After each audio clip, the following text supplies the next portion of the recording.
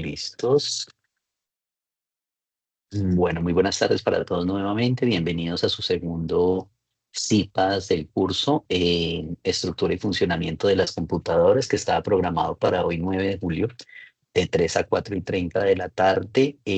Aquí tenemos el link de ingreso. La jornada 3 queda para el 22 de julio de 3 a 4:30. Es un CIPAS con 3 encuentros. Vamos por el segundo encuentro, donde lo que hacemos es ahondar un poco acerca de la temática que estamos trabajando en nuestro curso. Recordemos que estamos en el curso 803 de Arquitectura de Computadores, que el código de curso es el 2020-168-93, y que lo primero que tenemos que hacer siempre es revisar nuestra agenda. Entonces, permítanme, les voy a compartir pantalla para que puedan ir siguiéndome en ese aspecto. Perfecto, por favor me confirman que estén viendo la pantalla. Voy a apagar mi cámara para que sea el proceso de internet un poco más rápido. ¿Listo? Bien. Creo que ya me confirmaron todos que están viendo toda la pantalla. Recordemos que tenemos unas fechas de entrega, que estamos exactamente en la tarea 3, que habla de la aritmética de computador y las arquitecturas computacionales. Que esa tarea inició el 30 de junio y termina el 13 de julio, que estamos más o menos a 13 días. Según nuestra agenda semaforizada, quedan menos de 7 días para la entrega, exactamente 4 días, 8 horas, 42 minutos y algunos segundos en el momento de la grabación. Que la realimentación se realizará a partir del 14 de julio al 18 de julio, y luego ya empezamos con nuestra tarea 4, que es el componente práctico de prácticas simuladas. Entonces, teniendo en cuenta eso, siempre revisar muy bien su agenda, de tal manera que con la agenda les permite como tener una idea principal de la temática. Voy a cerrar la ventana. Perfecto. Y vamos a entrar rápidamente a aprendizaje. Vamos a buscar la guía. Todo lo estoy haciendo en línea precisamente para que ustedes se den cuenta que cada uno de los elementos está donde debe estar. Aquí estamos viendo la tarea 3, y en el video pasado o en el encuentro pasado, que fue web, pues miramos toda esta actividad de qué es lo que teníamos que ver en cada uno de los elementos. Aquí están exactamente las mismas fichas y qué era lo que teníamos que hacer.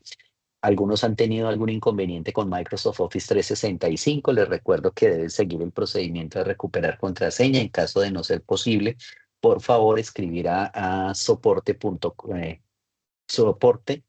correo.soporte@unad.edu.co, para que puedan pues realizar la solicitud, aunque creo que todos tienen su correíto al día. Que hay que hacer unas participaciones en el foro, y que lo que teníamos que hablar era de los sistemas numéricos, octal, decimal, hexadecimal, y cómo se realiza la conversión entre ellos. Entonces dijimos que hoy podíamos ahondar un poco acerca de la temática. No es tanto como verla, sino como dónde encontrar la información acerca de esos sistemas numéricos. Entonces nosotros podemos ir mirando, permítanme acá, podemos ir mirando o abriendo una página y empezar a buscar. A mí me gusta mucho Google, pero desde acá, desde el navegador de Bing, a veces me pone inconvenientes con el Google. Mire, aquí me lo manda a Venezuela, me manda por allá a otros Googles, menos al buscador como tal. ¿Listo? Siempre me hace ese tipo de cosas. Entonces, pues vamos aquí, a ver si desde aquí no lo deja aprovechar. Y me pone obviamente el buscador de ellos, obviamente el de Microsoft, ¿no? Y desde el de Microsoft también me da la información necesaria. Entonces estábamos viendo por acá, desde la guía de actividades, que lo primero que tenemos que saber es sobre los sistemas numéricos, ¿cierto? Esto de los sistemas numéricos y cómo se realiza esta conversión. Entonces, nosotros podemos buscar toda esa información para que sea mucho más fácil encontrarla y empezar a trabajar desde ahí, desde los sistemas numéricos, la explicación y ejemplos.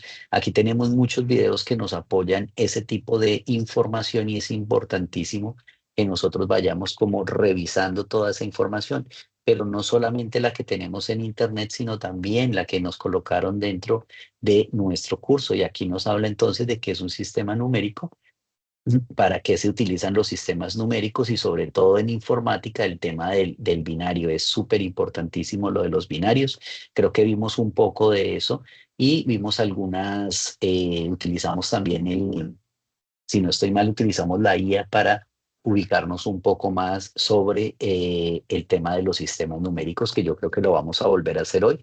Ya como buscador, podemos utilizar, que se está utilizando mucho ahorita, es este que se llama Perplexity. No sé si lo conocen. En el Perplexity tiene una búsqueda mucho más efectiva. Este yo lo vengo utilizando ya hace un tiempo. Le voy a decir que me muestre los sistemas numéricos binario, tal, decimal, XML y cómo se reactiva una conversión entre sistemas. Y pues espero una respuesta y aquí empezaríamos entonces a tener una información mucho más detallada acerca de qué es lo que estoy queriendo aprender o qué es lo que quiere la guía también que yo realice. Entonces en la guía de actividades me habla de explicar esos sistemas, pero para poderlos explicar, pues por consiguiente yo debo conocerlos y saber dónde están. Entonces puedo utilizar herramientas de este tipo para precisamente hacer ese conocimiento de dónde sale. Y adicional, acá me dio una descripción de cada sistema y cómo se representa ese sistema y cómo es la conversión, ¿listo? Cómo es que se da la conversión cada una de los diferentes sistemas. Si ustedes se dan cuenta acá, pues es de alguna manera es una información bastante importante y bastante válida, incluida una tabla que nos muestra el binario que se simboliza como base 2 y que los dígitos usados son el 0 y el 1, es en computación electrónica digital los ceros y 1. El octal va del 0 al 7, una representación compacta del binario. El decimal es el que todos conocemos y el que trabajamos de 0 a 9, de uso cotidiano para las matemáticas. Y el hexadecimal tiene una adicional diferente que va de 0 a 9 y utiliza las letras de la A a la F, simulando hasta el número 15. Siempre el 0 se cuenta, entonces si ustedes cuentan de 0 a 15 tendrían 16 dígitos usados. Lo mismo que aquí, al ser dos dígitos, solamente sería el 0 y el 1, y lo mismo en el octal del 0 al 7. Vamos a revisar un momentico por acá donde está nuestra información. Aquí les estoy como dando una generalidad también para que ustedes puedan encontrar la información y no se me van a quedar con profes que no encontramos la información, no sabíamos dónde estaba, ¿cierto? Porque pues es muy importante que sí la tengamos. Por aquí nos habla entonces de la arquitectura de computadores, nos habla de la organización, nos habla de los sistemas informáticos. Tenemos un hobby inclusive respecto a la temática de la arquitectura de von Neumann. Tenemos la estructura y tecnologías de computadores, esto es de la página 30 a la 57. Vamos a revisarla por acá, a ver qué nos abra. Hay que darle un pequeño espacio. ¿Listos? Bueno, mientras nos va abriendo, seguimos aquí donde estábamos, que les estaba mostrando digamos que es una inteligencia artificial, pero funciona muy bien también como navegador para traernos información importante. Y no solo esa información, sino trae las citas de la información, de dónde extrae la información que nos está colocando y nos da preguntas relacionadas. ¿Cuáles son las reglas básicas para convertir números de binario, octal, decimal y hexadecimal? Entonces a mí por ejemplo, esta información me interesa. Yo le digo qué más y él me va ahora a hablar acerca de esas reglas. ¿Cuáles son las reglas que se deben tener para hacer las diferentes conversiones? Y recordemos que teníamos unas reglas que debíamos revisar para poder hacer luego las conversiones en nuestra guía. Entonces aquí tenemos todo ese tema de conversión entre decimal a otros sistemas. Y realmente dice que la más importante es dividir el número decimal sucesivamente entre la base de destino. Esa es la más sencilla de realizar, es de la decimal a las otras diferentes bases. ¿Listos? Vamos a ver si nos terminó de cargar nuestra información. Estamos por acá. Y acá habíamos abierto otra pantalla. Permítanme reviso. Acá. Bueno, no lo encontramos. No lo encontró. Es por este. También a veces es como inconveniente del computador. Vamos a mirar por aquí cositas de ese tema.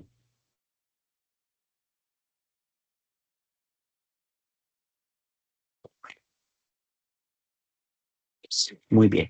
Dentro de la parte de la bibliografía que nosotros tenemos también, que está dentro de nuestra unidad referente a la bibliografía del tema correspondiente, pues también vamos a encontrar esta información acerca del hexadecimal, de lo que estábamos hablando, los sistemas hexadecimales. Vamos a irnos aquí un poquito para atrás.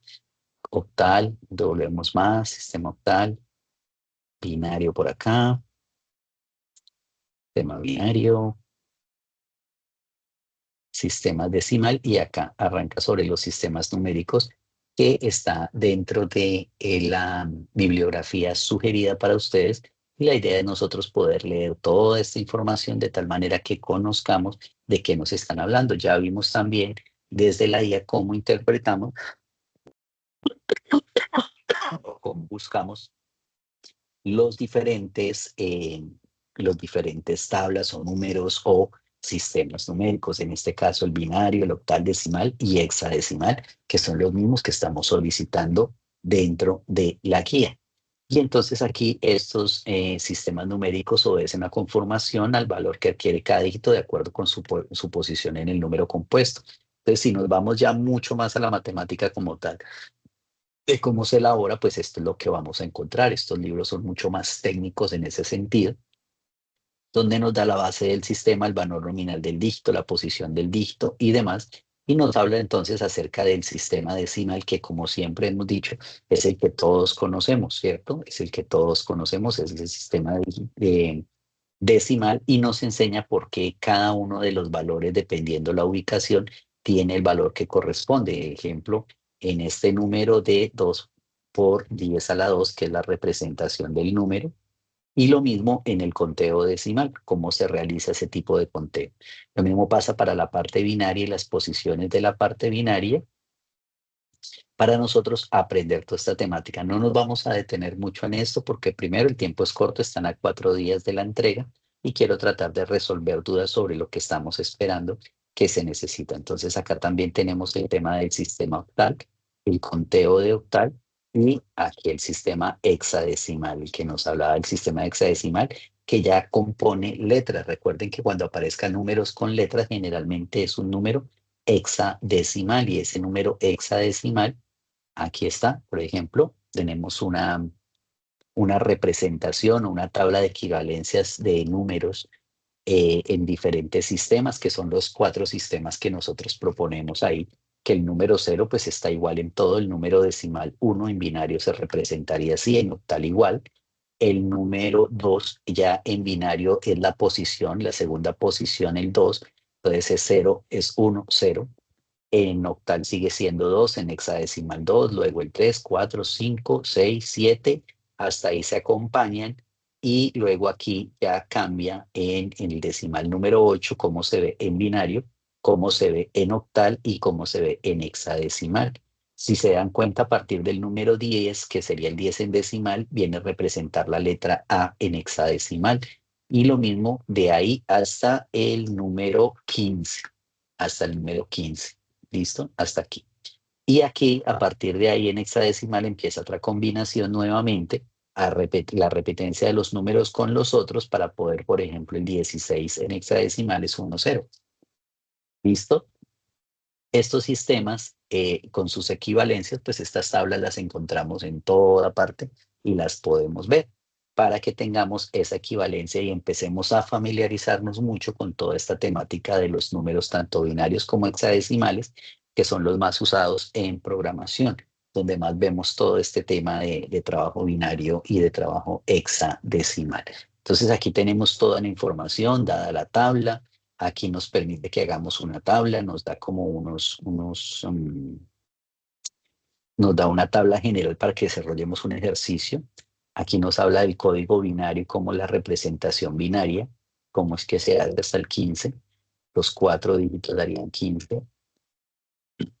Nos habla del código, bueno, el código BCD. Este es muy importante que lo tengamos en cuenta porque lo vamos a ver más adelante, sobre todo en el tema de programación. Dice: la codificación es una representación de números o palabras mediante un grupo especial de símbolos. Un ejemplo de código es el Morse, que es el alfabeto, representa por una serie de puntos y rayas. Otro es el que usan las personas con discapacidad visual para leer, que es el Braille, Y cualquier número decimal se puede representar por un binario equivalente, de manera que el grupo de ceros y unos se puede considerar un código que representa los números decimales. Todos los sistemas digitales utilizan números binarios para su funcionamiento interno.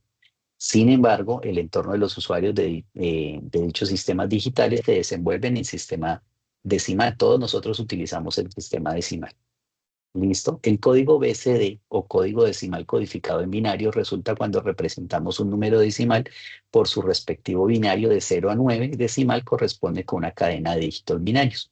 El binario 101 en BCD es el BCD para el número 9. Entonces aquí hay una representación importante de este código o de decimal codificado para que lo tengamos en cuenta si se han encontrado esa información por ahí, para que ustedes digan, ah, listo, esto tiene que ver es con esta representación, ¿listo? Y aquí tenemos mucha y muy buena información cerca a lo que nosotros queremos hacer. Entonces, volviendo nuevamente a nuestra guía de actividades, realmente aquí lo importante en este ítem es explicar los sistemas numéricos, qué son los sistemas numéricos, qué son los binarios, los octales, decimales y hexadecimales. Ahí no nos debemos quedar tampoco mucho tiempo. Como nos pudimos dar cuenta, se encuentra mucha información incluido dentro de nuestro material. ¿Hasta este punto tienen alguna pregunta, chicos?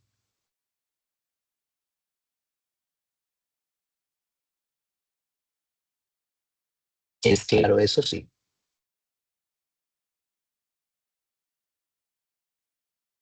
Hola. Ah, listo, Juan Carlos. Gracias. Gracias, muchachos. Muy bien. Luego habla de realizar 10 ejercicios a mano alzada de conversión con su respectivo procedimiento. Y nosotros hablamos de este tipo de conversiones, ¿cierto? De conversión de convertir un número decimal a binario. Y nosotros igual podríamos seguir trabajando sobre este hilo que tenemos aquí, que creamos ahorita en Perplexity, donde podemos decirle convertir un número, ¿cuál es el que nos pide acá? Dice que convertir de dos números decimal, convertir un número decimal a binario con el procedimiento. Esto es básicamente lo que tienen que hacer o lo que debemos hacer para eso. Así continuar.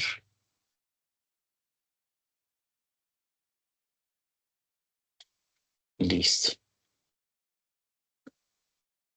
¿Cuáles son las reglas? Esto ya lo vimos. Y aquí convertir un número. Para convertir un número decimal a binario se utiliza el método de divisiones sucesivas entre dos, anotando los residuos siguiendo los pasos básicos.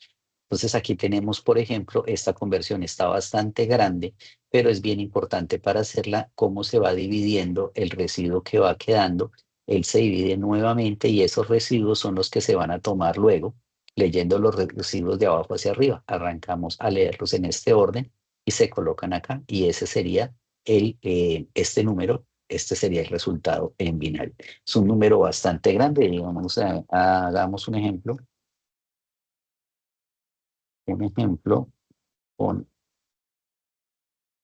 el número 50.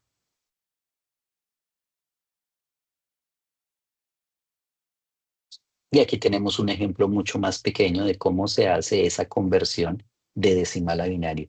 No hay mucho que explicarle al tema, realmente es hacer divisiones sucesivas y esas divisiones nos dan unos residuos.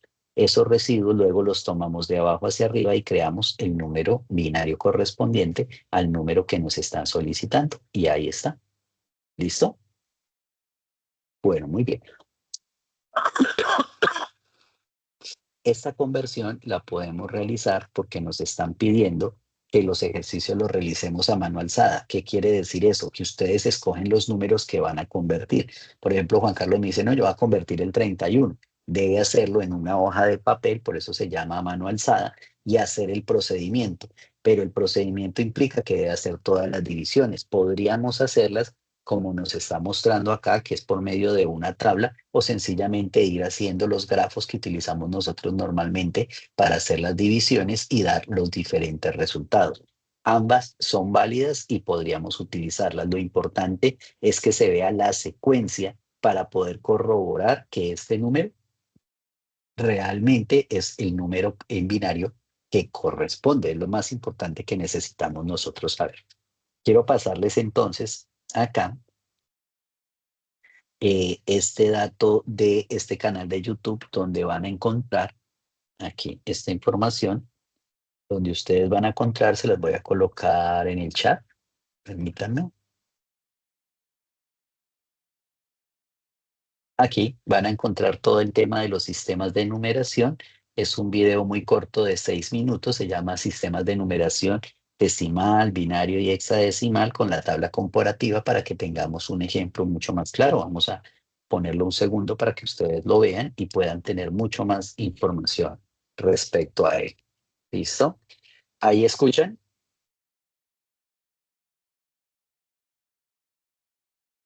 ¿Están escuchando? No, señor. No, no se escucha.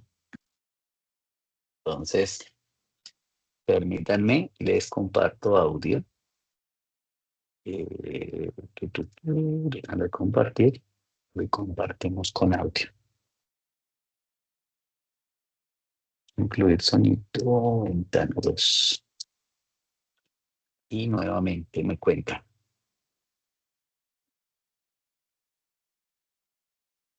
Que utilizaremos en ingeniería Ahora. son los siguientes, que es el decimal, el binario y el hexadecimal. A continuación voy a poner Ahora en sí. un mismo renglón cómo se Perfecto. escribe cada uno hasta su valor final del hexadecimal. Lo escribiré pequeño para que quepan todos. El sistema de numeración hexadecimal, o también Entonces. llamado base hexadecimal, tiene los números 0, 1, 2, 3, 4, 5. El sistema de numeración hexadecimal se vuelve un poco complicado.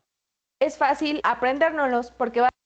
¿Listo? Entonces aquí tenemos toda esa explicación completa, la misma que ya vimos por tabla, que buscamos por IA, que buscamos también en Google. O sea, esa información está de muy fácil acceso para que logremos lo que vamos a hacer. También aquí, en esto se llama Pasos por la Ingeniería, que explica muy bien esta ingeniera, tenemos también todo el tema de conversiones. Si ustedes se vienen por acá, también pueden convertir por acá. Podemos decirle que necesitamos convertir. A ver qué tiene de conversiones. Entonces aquí, conversiones entre sistemas numéricos. Y aquí tenemos un playlist de las conversiones de los sistemas numéricos para que nosotros los podamos utilizar también.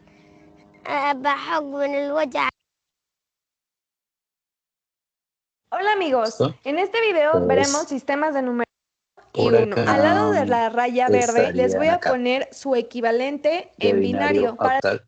Hola estudiantes, yo soy Marisol y en este Acá. video de Pasos por Ingeniería vamos a comenzar con el Quieren les paso por 3 dígitos, directamente así que de tenemos que cómo hacer todas las convertir de combinaciones binario octal. posibles con Y estarían las diferentes representaciones. Aquí tienen todas las tablas para hacer las diferentes combinaciones, convertir de binario octal, de binario decimal, de binario decimal. ¿Sí? Aquí están las diferentes conversiones que existen. ¿Listos? Todas explicadas en video paso a paso, cómo realizar cada una de ellas para que no tengamos inconvenientes con este tema. ¿Listos? Entonces continuamos. Queda claro entonces que en el ítem 2 necesitamos hacer 10 ejercicios a mano alzada. Quiere decir que ustedes los escriben en un papel, los realizan a mano, realizando la conversión de 2 números decimales a binario, de 2 decimales a octal, y si se dan cuenta, todo eso son divisiones, y 2 decimales a decimal, y de binario a decimal y de binario a octal, que ahí sí cambia un poco, de binario a decimal y de binario a octal, pero ya les mostré dónde encontramos esa información. Y luego lo que realizamos son 8 ejercicios al mano alzada de aritmética computacional en base 2 por cada una de las siguientes operaciones. En este punto es un punto un poco más largo en ese sentido, porque hay que realizar 2 sumas de números binarios, 2 restas de números binarios y 2 multiplicaciones, lo mismo que 2 divisiones en números binarios. Pero es un tema de conocer, de poder entender qué es lo que sucede. Esto no es algo que nosotros vayamos a estar utilizando todos los días. No es que me llegaron 2 binarios para sumar, tengo que hacer sumas de binarios. No, hay calculadoras de binarios, hay el Internet, podemos utilizar la IA, o sea, eso básicamente está, que a veces muchos de ustedes preguntan, profe, pero es que en ocasiones hay cosas en la carrera que uno ve que como que son cosas que uno dice, no, pues esto sí es importante, pero como que no lo va a volver a utilizar. Pero es que todo esto es lo que refuerza algo que se llama el pensamiento sistémico, el que ustedes están aprendiendo, que les permite comprender y que su pensamiento se empiece a mover de esa manera. Si ustedes no estudian o no hacen los ejercicios o no comprenden las cosas, cuando se presente un problema real, no es tan fácil desarrollarlo. Nosotros nos formamos para tener ese tipo de pensamiento, ese pensamiento sistémico, como yo le llamo, de tal manera que nos ayude a resolver problemas, pero para poder entrenar ese sistema, ese modo de pensar, necesitamos hacer ejercicios y necesitamos conocer cómo funcionan las cosas, así no las vayamos a estar utilizando permanentemente. Quiere decir, oye, yo tengo que por lo menos saber cómo se hace una suma binaria, cómo se hace una resta binaria. Tengo que tener idea de eso, porque en algún momento, cuando esté viendo programación, voy a entender lo importante que es de conocer y haber sabido qué es eso de las sumas binarias, qué reglas tienen los binarios, cómo funcionan las binarios, porque me ayuda a solucionar cosas hacia futuro, no necesariamente que le vayan a salir a uno las cosas de que, no, pues es que un problema en la empresa es sumar dos números binarios. Pues no, eso no va a suceder. En la empresa le van a suceder otras situaciones o le van a pedir otras cosas, pero que gracias a usted entrenarse en un pensamiento sistémico, las puede resolver porque puede estructurar una solución a ese problema paso a paso. De ahí la importancia de hacer todo paso a paso. Los que logramos aprender esa lógica y tener esa visión, pues todos los lenguajes de programación, los sistemas, todo lo que vemos se nos hace mucho más fácil. Pero la pregunta de todo, ¿y cómo se desarrolla eso? Pues con la matemática, resolviendo problemas, haciéndolos paso a paso, entendiendo qué es lo que está pasando, cómo se realiza ese proceso, cómo se hace, que hay unas normas, que hay unas reglas, que hay unas formas de hacer las cosas. En esa medida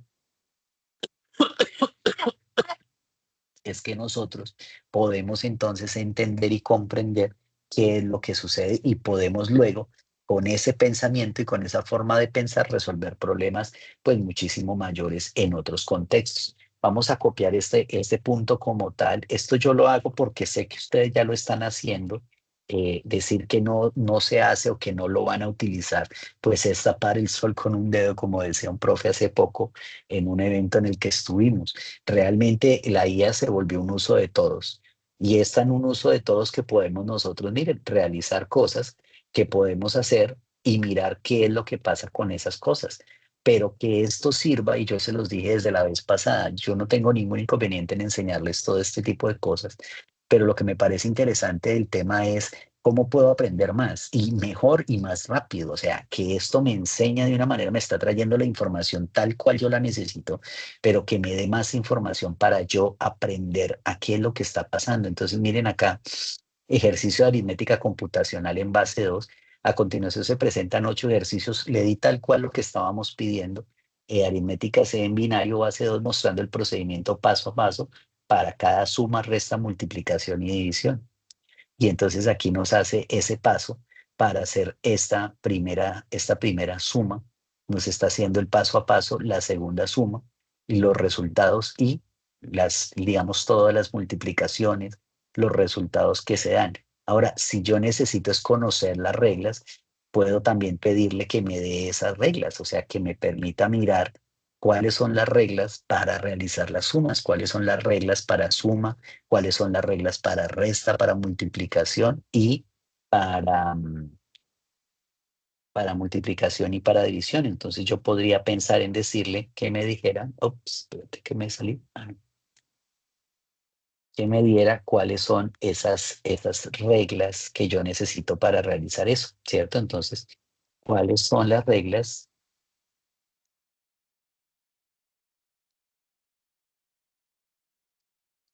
para realizar las operaciones básicas de suma,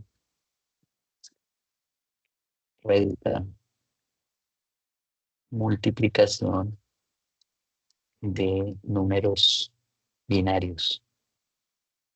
Y con esa información, entonces lo que pretendo es aprender qué es lo que está pasando con esas reglas, de qué se tratan las reglas básicas de sumar, resta de números binarios, reglas básicas de restas, el procedimiento, multiplicación, reglas básicas de la multiplicación, su respectivo procedimiento, de qué se trata eso, cuáles son las reglas para sumar binarios, cómo se realiza la resta en binarios usando el complemento a dos. Entonces yo digo, ay, ¿esto qué es de complemento a dos? Yo no tengo claro qué es el complemento a dos. Entonces aquí puedo aprender acerca del complemento a dos y decir, ok, la resta en binario usando complementos y resta transformando la resta en una suma, lo que simplifica el proceso y evita manejar préstamos. El procedimiento básico es el siguiente. Ah, listo, listo, bien. Y fuera de eso me dan un ejemplo, miren aquí, un ejemplo, me están dando un ejemplo para yo realizar. Y desde aquí yo puedo abarcar muchísima temática y aprender realmente cómo es que funciona. Recuerden entonces que para la guía de actividades debemos realizar 8 ejercicios. 8 ejercicios, ¿de acuerdo? A mano alzada de aritmética computacional en base 2 por cada una de las operaciones que ya vimos. Hasta ahí está claro, entendido ese procedimiento. Tenemos entonces 3 ejercicios netamente enfocados a los sistemas numéricos, a las operaciones entre binarios, a las conversiones y a las operaciones de binarios. ¿Listos? Ya en la anterior habíamos hecho hasta la presentación, hicimos los ítems y demás. ¿Hasta ahí queda entendido, chicos? Todo perfecto. Creo que eso va supremamente bien y muy rápido. Aquí cuando nos hablan de crear un cuadro sinóptico con los componentes internos de la computadora o CPU, es que ustedes puedan revisar cuáles son los componentes internos que tiene su computadora. Yo por aquí busqué cuando ustedes buscan en los que tienen Windows, o los que tienen Windows. ¿Quién tiene Windows de ustedes?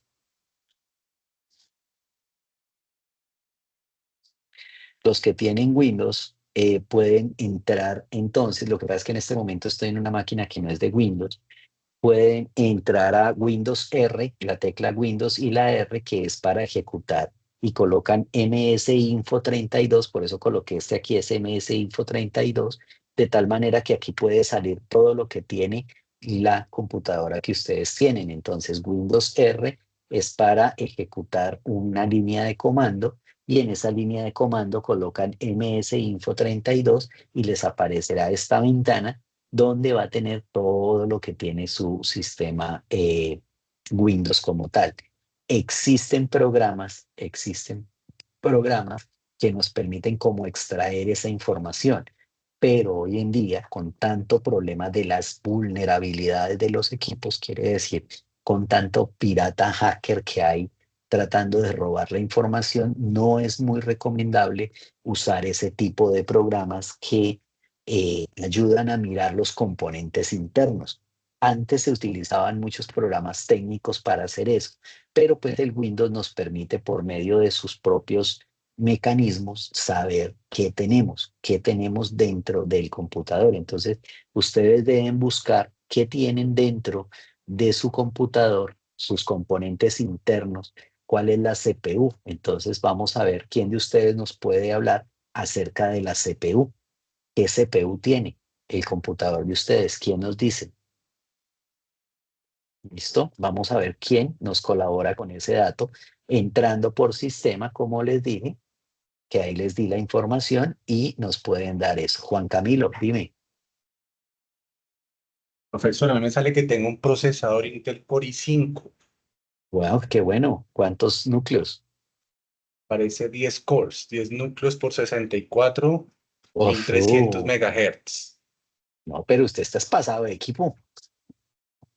Pues no, tampoco, Buenísimo. profesor, es un No, un Core portátil. i5 es muy bueno, pero es muy bueno. Muy buen equipo. Y con 10 core, ¿no? Juan Camilo. Sí, correcto, 10 core. Excelente. Entonces, muy bien. Con eso ya podemos nosotros saber, con eso ya podemos nosotros saber qué tenemos. Por aquí nos comparten en el chat un procesador AMD Ryzen 7 buenísimo Radeon Graphic de 1080 MHz, 8 procesadores principales, 16 procesadores lógicos. Este es el mío. Oiga, Wilmer, excelente. Entonces busquemos esa información, busquemos este AMC Ryzen. Vamos a buscar el Ryzen, a ver qué nos habla este Ryzen. Vamos a crear aquí uno nuevo. Yo estoy utilizando esto más como este de acá, mucho más como si fuera un buscador. Si ven que me funciona perfecto como buscador, yo lo uso más como buscador en este caso. Ya les comparto nuevamente, que les había dejado de compartir. ¿Listo? Miren, yo sigo utilizando, aquí creé un nuevo chat y aquí abrí el AMD Ryzen 7, que es en el que nos comparte Wilmer, que es el que él tiene. El AMD Ryzen 7 es una línea de procesadores de alto rendimiento para computadoras excelente. Aquí están como las foticos. Aquí hay un Ryzen 9, él tiene el Ryzen 7. Aquí nos habla de los hilos, la frecuencia de 4.7 Hz, la caché de 32 megas, la arquitectura es una Zen 3, el socket es una M4, los gráficos 7 nanomilímetros en tecnología de fabricación. Perfecto, nos trae datos especiales, usos principales, gaming de alto nivel, bueno, creación de contenido, tienes un muy buen equipo también, Wilmer, por ese lado. Entonces, aquí tenemos ya una fuente de información bastante amplia, incluido imágenes. Miren cómo mm, esta IA que yo estoy utilizando, que les estoy mostrando el día de hoy, empieza a funcionar como usábamos tanto antes el Google. Yo ahora uso mucho más esta para buscar información porque me da la información derecho y aparte me da las fuentes, miren. Entonces aquí me da hasta el precio con listado de Mercado Libre. Si yo quisiera mirar el precio de esos equipos del Riser, pues me da los procesadores, los que tienen ese tipo de procesador, ¿cierto? El solo procesador M Ryzen 7, pues tiene 700, vale 700.000 pesos, está barato, pues para los que todavía les gusta el armado del equipo, o sea, armar el equipo por piezas. Yo con eso molesté mucho tiempo y es muy, muy chévere también aprender a ensamblar y a tener esos equipos. En Linux se hace diferente. Yo tengo Juan David en Linux. En Linux, ¿cómo lo hiciste? Tienes un Intel Core i3 6100 de 3.7 gigahertz. Sí, buenísimo. Todo lo que sea i3 y 5 y todos son muy buenos. O sea, realmente depende es para qué lo estoy usando. Sí, a veces tenemos mucha máquina. Por ejemplo, esta es una máquina de juego y de video que casi todo el que maneja videos, pues tienes máquinas gamer para poder potenciar esa temática de los gamers, ¿no? Ajá, en la terminal yo uso el comando ISHW, nos dice Juan David, ahí lo está colocando en el chat. Para los que tienen Linux, él coloca cuál es el que él usa, ¿listo? Y aquí tenemos entonces tanto las fuentes como la información que estábamos pidiendo acerca del Ryzen. Entonces, en los procesadores y nuestra materia se llama arquitectura de procesadores. Nosotros debemos conocer acerca de esos componentes internos, cuánta memoria tenemos, qué controladores usamos y las unidades de entrada y salida que tenemos. En muchos casos las unidades de entrada y salida generalmente vienen siendo como las mismas, por no decirlo de alguna manera, pero hay computadoras con elementos especiales de unidad y salidas. Aquí la idea principal es que ustedes conozcan su propia máquina y cuánto tienen de memoria. ¿Listo? ¿Cuánto tienen de memoria? Vamos a ver aquí de los que nos contestaron cuánta memoria tienen. ¿Tienen memoria interna? ¿Tienen RAM? ¿Qué memorias tienen? ¿Sí? Mientras ustedes lo van mirando ahí, entonces nosotros colocamos aquí cuáles son las memorias principales del computador. Y vamos mirando cuáles son. Juan Camilo, De RAM física tengo 8 gigabytes y sí. virtual 14.2. Eso se volvió, ese tema de virtualidad, de memorias virtuales, arrancó no hace mucho, ¿cierto, Juan? ¿Tú qué sabes de eso? No, profe, la Porque verdad, no sé. antes hablábamos mucho de memoria, de que teníamos una memoria de 4 gigas, por ejemplo, ¿cierto? Y ahora nos dicen, no, es que no solo tiene 4 gigas, sino también tiene una virtual de no sé cuántas. Y entonces ahí viene toda una dinámica más comercial y de marketing. Y hasta en los celulares ya no lo están vendiendo, ¿no? En los celulares también nos dicen, tenemos una memoria física de tanto y tienen una memoria virtual aleatoria, no sé qué vainas, de tanto. Pero realmente lo que están haciendo ahí es todo un tema comercial interesante para eso. Recuerden que tenemos una memoria RAM que es, digamos que la principal, gracias Juan por participar, que es la memoria principal, la que nosotros tenemos ya. El tema de ocupar un espacio o de almacenamiento o de otra parte del computador como memoria dinámica para poder ampliar y decir que tengo un poco más, pues bueno, eso ya sería otra temática. Pero lo importante es que sí, qué tipo de memoria dentro de RAM. Tenemos diferentes tipos de memoria que hoy en día se están volviendo muy interesantes, que nos hablan de los famosos DDR4, DDR5, y eso es ¿qué? ¿Sí? Double Data Rate, que es lo que hace es que en la medida en que hemos tratado de poner dentro de una misma pieza de arquitectura más velocidad, lo que hemos llegado es a duplicarla en la medida de contacto que ella tiene, ¿cierto? Antes tenía contacto por una sola parte, ahora tiene contacto por las dos y no hemos logrado avanzar mucho frente a cómo colocarle aún más para que podamos tener unos aumentos mucho más superiores. Sí se ha avanzado mucho al día de hoy en cuanto al tema de las memorias y a dónde vamos con ese tema, pero falta todavía un salto muy grande para realmente despegar en ese uso. Lo mismo pasa con los procesadores. Lo que se ha venido duplicando es la cantidad de procesadores y hemos venido miniaturizando prácticamente, nanotizando, o sea, haciendo cada vez esos pequeños chips más pequeñitos, meterles más, pero la eficiencia de cómo conectar y el bus que soporte eso es lo que no se ha logrado hacer. Se los explico fácil. Si nosotros tenemos esta línea de acá, vamos a tomar esta parte inferior de esta tabla. Hagan de cuenta que esto es un canal que por más que aquí tengamos mucha cantidad de agua, el canal por donde va a pasar esa cantidad de agua es este.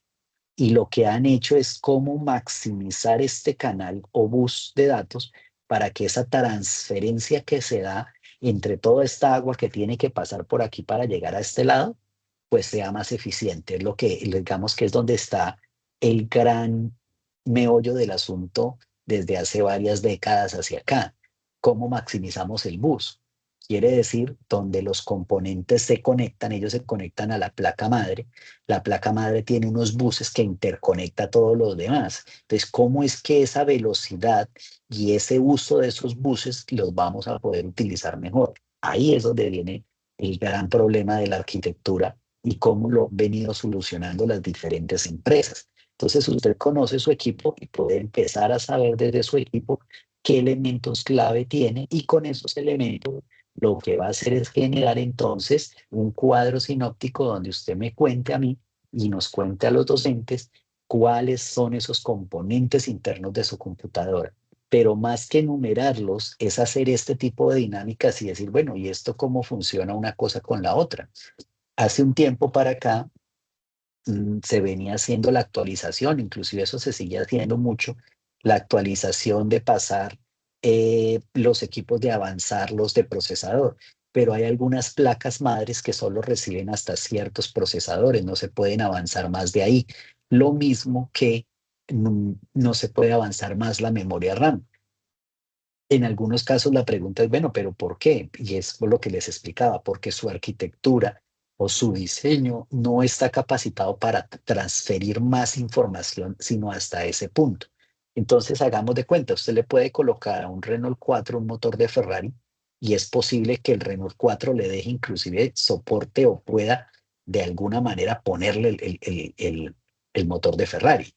¿Qué es lo que pasa? Que cuando ese Ferrari va a dar todo, ese motor de Ferrari va a dar toda la potencia, lo que va a hacer es desarmar todo el caparazón. O sea, destruir prácticamente todo el Renault 4 por la potencia implícita del motor. Entonces, lo mismo sucede en los computadores. Nosotros tenemos unas placas donde van montados los elementos que tienen unos topes y hasta esos topes de una u otra manera es donde nosotros llegamos para poder hacer las actualizaciones de los computadores y decir este llega hasta tal punto.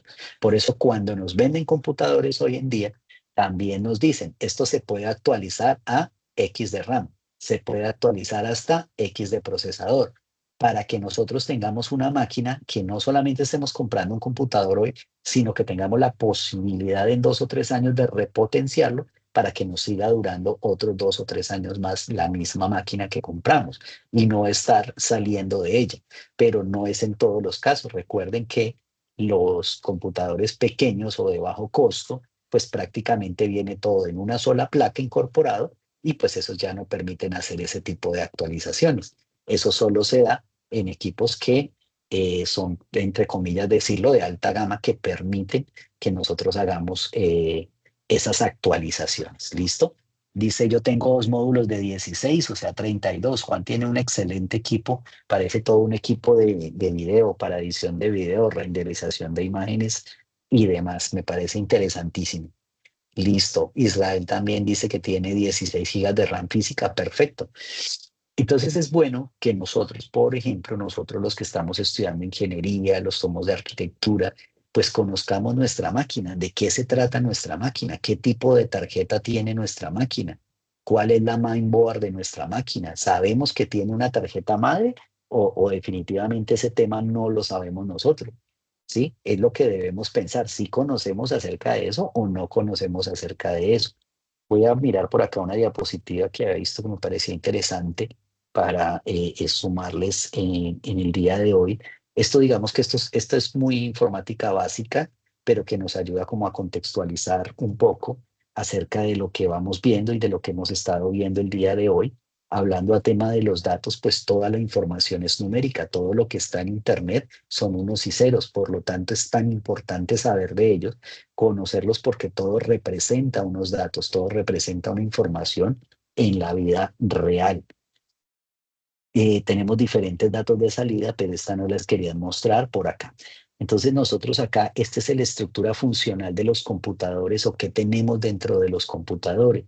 Nosotros tenemos la famosa CPU, que es el procesador central o la unidad central de procesamiento, y dentro de esa unidad central de procesamiento es donde se encuentra la unidad aritmético lógica, la de control y la memoria principal que maneja los datos e instrucciones. Todo esto generalmente tiene unas entradas y una salida. Y está conectada a una memoria masiva, que en este caso sería la memoria RAM que ustedes hablan ahí, que tenemos para poder hacer el resto de instrucciones. Entonces, básicamente los computadores casi desde su concepción vienen trabajando de una misma manera o de una manera muy similar, ¿listo? Entonces, tienen esos componentes. Dentro de un procesador, lo que nosotros nos preguntaríamos con el tema del Riser, por ejemplo, y que estábamos viendo acá es, oiga, ¿qué son todos estos elementos? ¿A dónde apunta esta caché L3 con 32 megas? O sea, ¿qué hace esta caché L3? ¿De qué se trata esta caché? ¿Por qué dice que tiene 32 megas de caché en el L3? ¿De qué se trata eso? Esto de la frecuencia, ¿quién me explica esto de la frecuencia? ¿Qué se trata esto de 4.7 gigahertz? Cuando nos hablan de eso, de la frecuencia, ¿cierto? ¿De qué nos están hablando? Sabemos de qué nos están hablando, de qué nos dicen cuando nos dice alguien, oiga, yo tengo mi computador Ryzen 7, tiene 4 gigahertz. ¿A qué se refiere tener 4 gigahertz? Pero esto, aparte de saberlo, lo comparamos o lo miramos dentro de cómo es que funciona realmente un procesador. Y ustedes dicen, bueno, ¿y todo esto al final para qué nos sirve? Pues cuando nosotros programamos y hacemos muchísima programación, o trabajamos en el área de datos o donde trabajemos, tenemos que hacer cálculos donde podamos determinar si los computadores que vamos a usar nos sirven para lo que necesitamos hacer. Por ejemplo, la gente que está trabajando ahorita en ciencia de datos necesita computadores como el que tiene Juan, que no están haciendo renders o no se hacen videos, pero necesitan esa capacidad de almacenamiento y procesamiento para las operaciones que se dan. ¿Listo? Entonces es muy importante que poco a poco nosotros vayamos conociendo eso, vayamos conociendo eso. ¿Listo? Recuerden que hay una memoria principal o interna y esas memorias tienen unas velocidades, lo mismo las memorias auxiliares, cómo funciona la unidad aritmético-lógica, que es donde se hacen todas las comparaciones y la parte aritmética, qué tan potente es dentro de un procesador esa unidad que es la que me permite hacer todo eso y volvemos a lo mismo. Todo se convierte al final en unos y ceros. Y esos unos y ceros se van a sumar, restar, multiplicar, comparar, hacer operaciones y al final lo que van a contener es una información, pero todo está ahí. De ahí la importancia. Lo que pasa es que nosotros lo vemos en pequeñito. Quiere decir en hacer una sumita de dos binarios, hacer una restica de binarios, pero eso va mucho más allá, tiene un contexto mucho más amplio, el que nosotros conozcamos eso para poder saber qué es lo que está pasando. Entonces aquí nos habla de la frecuencia de los relojes, solo los megahercios, los megahercios y los millones de ciclos por segundos. Y esos millones de ciclos por segundos tiene que ver con lo que estábamos ahorita hablando, los famosos megahercios o en este caso los gigahercios, que es la frecuencia del reloj. ¿Cuántos millones de ciclos por segundo puede realizar ese procesador? Y entonces ahí vamos viendo la diferencia entre tener un computador de 4.7 GHz contra uno de 2.5. Y ahí empieza uno a entender un poco, a saber de qué se trata esa temática y a ponerla un poco más en contexto. La idea principal mía es que ustedes tengan ese contexto frente a lo que están realizando como tarea, no solo para mi materia, sino para cualquiera de las materias que ustedes están viendo dentro de la universidad, que es muy importante que la manejen. Aquí hay un poquito acerca de los buses que les estaba hablando, de los buses de datos, buses de direcciones y buses de control. Quiere decir cómo es la comunicación interna de ese procesador y ese procesador luego se conecta a una placa base y cómo es la conexión con esa placa base. Todo eso tiene que ver. Hoy en día están hablando de refrigeración líquida y lo que buscan es, entre comillas, al bajar la temperatura de los procesadores, poder tener una mayor eficiencia en el transporte de los datos. De eso es lo que se está hablando. Entonces hay un bus del sistema principal que es el que conecta los diferentes elementos. Como esa CPU, ¿cierto? La unidad central de procesamiento se conecta como la memoria y cómo hay un bus de sistema que conecta los periféricos con ella. Entonces miren cómo de luego de eso los periféricos también empiezan hoy en día a tener gran relevancia en la capacidad de conectarse a la máquina y a qué velocidades, qué puertos utiliza y cómo se conecta con los diferentes computadores para dar las velocidades esperadas que nosotros estemos como necesitando. ¿Listo? Por aquí a ver qué más tenía principal para que ustedes lo pudieran ver. Aquí nos habla de las configuraciones con los controladores de entrada y salida, que también lo estamos viendo ahí en la guía, y muestra una estructura de un bus único que incluye memoria caché, controladores de entrada y salida. Entonces, estos controladores de entrada y salida es cómo estos controladores manejan los diferentes periféricos hacia la salida, quiere decir hacia la conexión hacia afuera de la máquina, cómo se maneja por medio de unos controladores, los cuales van al bus del sistema para poder conectar todos los elementos. Esto es básicamente unas pequeñas gráficas informáticas como para que les quede un poco más clara la información. Y entonces de eso ya tendríamos nuestro cuadro sinóptico que, como se dan cuenta, es un análisis de su computadora, de qué es lo que tiene, cómo está conectada y si pueden ir más allá y agregar una imagen y agregar un dato más, excelente, serían muy, muy buenos trabajos desde ahí porque nos permite ver un poco más de eso. Ya como último punto, eran las fichas mnemotécnicas del microprocesador 8086 y de los famosos registros internos del 8086, datos, segmento, puntero de pila y este tipo de cosas. Estas fichas mnemotécnicas, vamos a colocar esta información, me la voy a llevar así, para hacer la misma búsqueda que estamos haciendo ahorita, para que ustedes se den cuenta que yo la estoy haciendo directamente acá. Voy a colocar otro nuevo de este acá. No le estoy cambiando nada, sencillamente le estoy dando tal cual la información para que me dé como una parte clara de lo que yo necesito saber. Porque de este punto es súper importante, Juan Camilo, ya te doy la palabra, es súper importante saber de los registros de datos. Aquí tenemos que ahondar en registros de datos porque la siguiente tarea tiene que ver con programar un microprocesador en Assembler desde Visual Studio Code. Pero si ustedes no me investigan bien cuál es el microprocesador Intel 8086, qué son los registros de datos, a qué se refieren, que se usan para operaciones aritméticas y lógicas y manipulación de datos, qué son los registros de segmento, de qué se tratan los segmentos, qué es un puntero de pila, una bandera de estado. Aquí nos habla de los dos lenguajes, el Turbo Assembler y el Microsoft Macro Assembler. Es importante diferenciarlos los dos. Este dice, el de arriba, el Turbo Assembler, es desarrollado por Borland, que es un ensamblador compatible con lenguaje 8086 conocido por velocidad y facilidad en el desarrollo de software de bajo nivel, porque vamos a hacer ejercicios de software.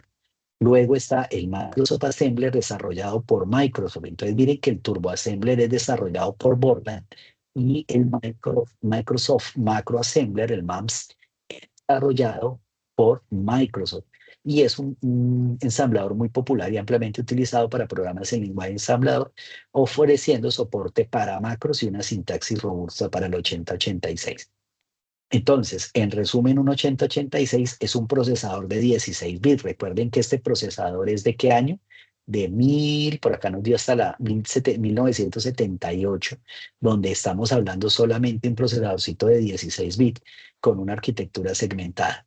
Y se podía programar, o nosotros lo podemos programar por medio de programación de assembler en bajo nivel, bien sea con ensambladores TAMS, que son los de Turbo Assembler, o con los de Microsoft de Macro Assembler. Juan Camilo.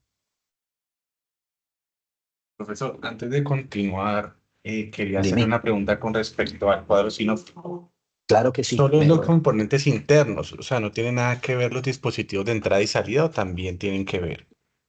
Los componentes internos, CPU, memoria, controladores, pero mira que sí nos habla aquí de los elementos o las unidades de entrada y salida. Entonces sí enumeremos las que tengas.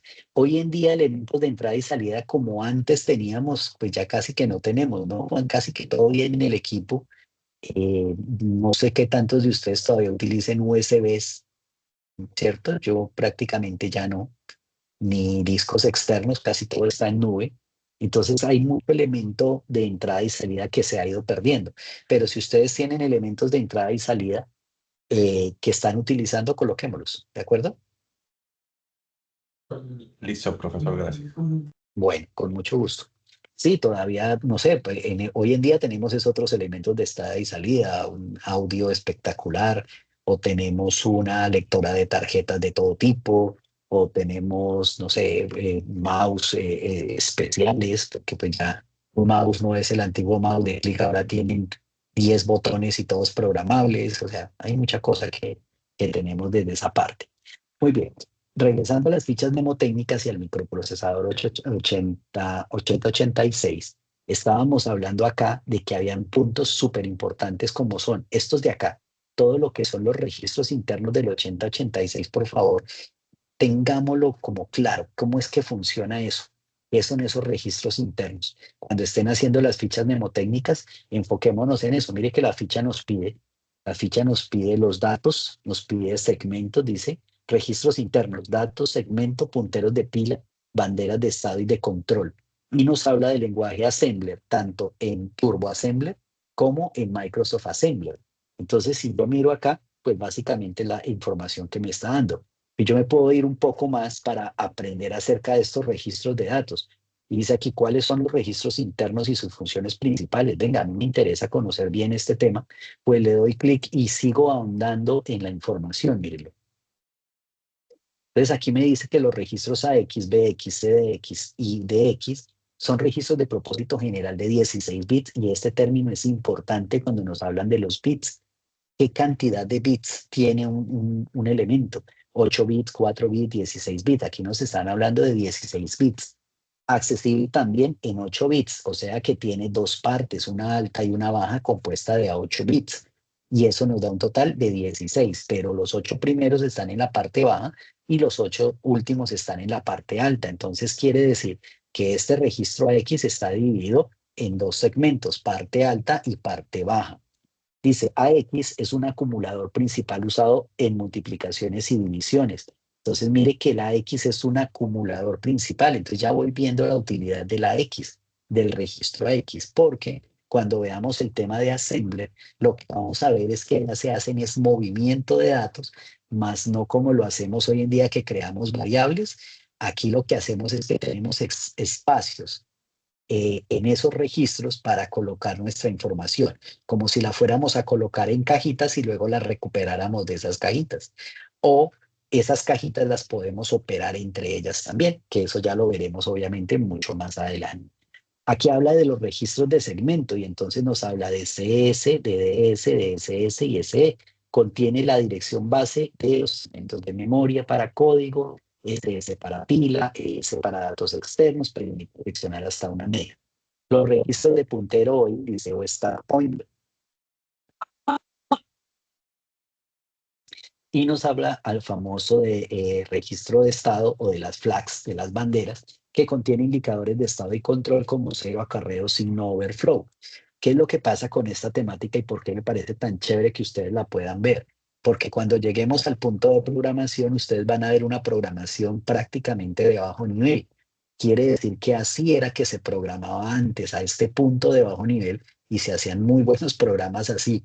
Hoy en día prácticamente no necesitamos ni sabernos mayor cosa para hacer programa, pero si nosotros logramos entender cómo funciona un lenguaje de programación, dónde se guarda la información, qué tipo de información es la que se guarda, cómo se maneja, qué es lo que está pasando, pues cualquier lenguaje de programación va a ser más fácil de aprender para nosotros, de entender y de poder inclusive arreglar sobre la marcha mucho lenguaje de programación. Ahorita está muy de moda que programen con la CIA, de que usted le diga a la IA que haga el programa, y eso pues está bien, pero si usted no tiene ni idea de qué hace ese lenguaje de programación, la IA les te puede estar dando algo totalmente diferente, con una codificación que no es la que usted necesita, con una seguridad cero de datos, y usted puede estar cometiendo un error grandísimo, tomando, copiando y pegando, porque no entiende qué está sucediendo, ni entiende qué es lo que podría cambiarle. Entonces, sí, muy de moda que hagan un programa que haga tal cosa, si eso lo hace. Y hoy en día, pues ya prácticamente a julio del 2025, ya hay varias IA que prácticamente están haciendo páginas web completas. Pero si a usted se le daña esa página web y usted la montó en un servidor y ese servidor es de un cliente y tiene que hacerle una reparación, ahora me pregunto, ¿cómo la vas a reparar?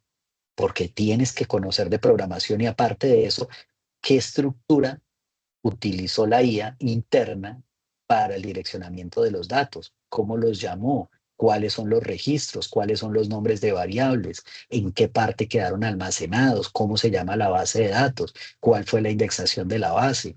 ¿Cómo trabaja la base de datos? O sea, esa parte es la que la gente no está pensando en cuando dice, ah, no, eso es hacerlo, pues ya para qué estudio si eso ya lo hacen. No, precisamente los que estudiamos es para eso. Y por eso para nosotros se convierte la IA en una herramienta más. Es como si hubiera salido un mega martillo, o hubiera salido una, no sé, hablando de, de cosas de casa, la mega máquina para hacer comidas especiales. O sea, es una herramienta más que sabiéndolo usar de la forma correcta, los resultados van a ser muy óptimos. Pero si yo no tengo idea de qué resultados me está dando, ni luego cómo voy a arreglar lo que ella me dio, pues definitivamente no estoy haciendo nada y eso es lo que vamos a ver de aquí en adelante muchísimo. Quiere decir, mucha gente llamándonos a decirnos, venga, es que me hicieron este programa y no me funciona. O es que me hicieron esta página web y ya no funciona, se cayó, ya no puedo ver las cosas, no la puedo arreglar, no sé cómo se entra, la persona que me la vendió tampoco sabe.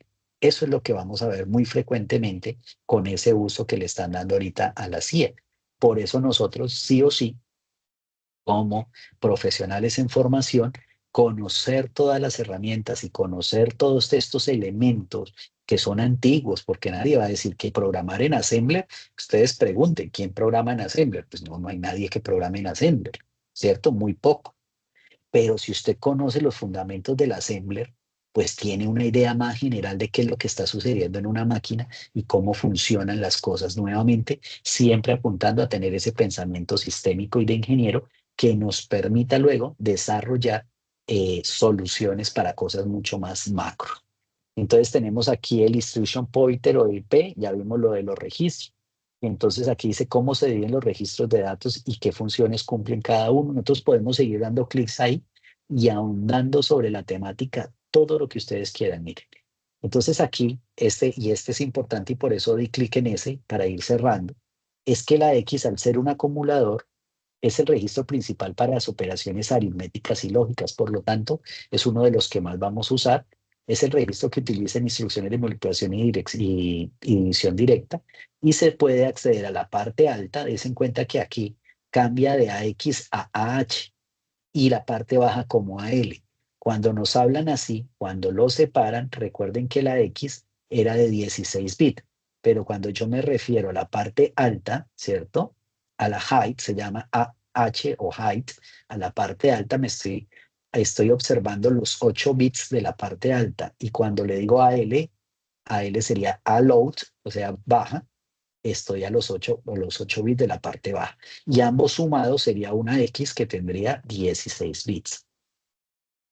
Aquí nos habla del BX, nos habla del DX. Estos 4 son los fundamentales. Entonces ya con esta información, pues ustedes pueden hacer una excelente ficha mnemotécnica donde me hablen de datos, segmento, puntero de pila, bandera de estado y de control y lenguajes assembler, TARPS y MAMS. ¿Y qué dijimos que era TARPS y MAMS? Dijimos que era Turbo Assembler, por aquí lo vimos en la parte de arriba, que no lo indicaron, ¿cierto? Acá, mire, Turbo Assembler, que es desarrollado por Borland, y Microsoft Macro Assembler. Microsoft Macro Assembler, Turbo Assembler y Macro Assembler. ¿Listo? Entonces, ahí tenemos eso. ¿Qué diferencias hay para programar el lenguaje ensamblador entre el TAMS y el MAMS? Entonces, mire, este punto. ¿Qué diferencias hay? Y aquí yo puedo mirarlas. ¿Por qué estoy mirando estas diferencias? Porque cuando vayamos a programar, si no indicamos correctamente si estamos programando con Turbo o con Microsoft, pues vamos a tener errores de incompatibilidad, ¿cierto? Entre ellos dos. Aunque muchas de las instrucciones son similares, varían cosas. Y aquí entonces nos dice compatibilidad de modo, optimización y velocidad, sintaxis y directivas. Dice sintaxis similar a la de MAMS, con soporte para directivas comunes y macros, facilitando la transición entre ambos. Sintaxis robusta y ampliamente documentada con soporte avanzado para macros y estructuras complejas.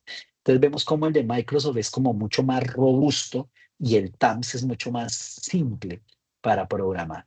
Generación de códigos y tamaños, llamados al sistema y a los DLL, ¿cierto? Entonces son diferentes. Aquí usa jump tables y acá no usa las jump tables, o sea, los saltos de tablas, y aquí sí los usa. Entonces, si yo estoy haciendo un programa en TAMS y meto elementos de MAMS, pues lo que voy a tener es un sancocho, que después no va a saber en qué estoy programando. Por eso es importantísimo tener esas dos ideas claras sobre lo que yo estoy realizando. Entonces, esa era la idea del día de hoy. Ya cómo se presenta el trabajo, ya lo hicimos, toda esa parte. Hoy lo que hicimos fue ahondar en cada una de las temáticas, en ampliar esas temáticas, en mostrarles dónde se encuentran, en compartirles algunos elementos donde ahondar mucho más y donde más ver esos videos para terminar ese trabajo que yo sé que ya están a punto de terminar. Estamos a 4 días, no nos quedan muchos más días para terminar. Y ahora sí, vamos a resolver las preguntas. Permítanme, detengo un momento acá ya la grabación,